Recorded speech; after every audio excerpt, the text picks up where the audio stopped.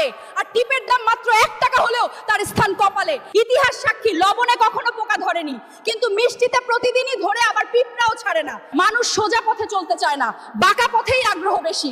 তাই তো মদ বিক্রেতাকে কোথাও যেতে হয় না, কিন্তু দুধওয়ালাকে বাজারে দাঁড়ে দাঁড়ে ঘুরতে হয়। আমরা সর্বদা দুধ বিক্রেতাকে বলে থাকি, দুধে জল মিশাননি তো? আর মানুষ মদে জল মিশে খায়। আজ পর্যন্ত মানুষকে এতটুকুই চিনলাম। কচু পাতা দেখেছেন নিশ্চয়ই, ওপরে সবুজ আর ভেতরে চুলকানিতে ভরা। ঠিক তেমনি কিছু মানুষ আছে, বাইরে থেকে দেখতে ভীষণ সুন্দর পরিপাটি, কিন্তু ভেতরটা আবর্জনায় ভরা। সাপ দুধ খেয়ে বিষ উগরে দেয়, আর গরু ঘাস খেয়েও দুধ দেয়। সুতরাং দোষটা খাবারের নয়, পার্থক্যটা স্বভাবের। নিজের যোগ্যতা নিয়ে কখনো অহংকার করবেন না। মনে রাখবেন, পাথর কিন্তু নিজের ওজনের জন্য জলে ডুবে যায়। কি আজব দুনিয়া জানেন?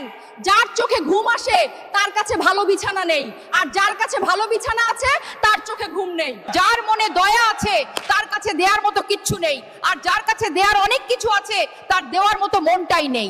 এটাই বাস্তবতা।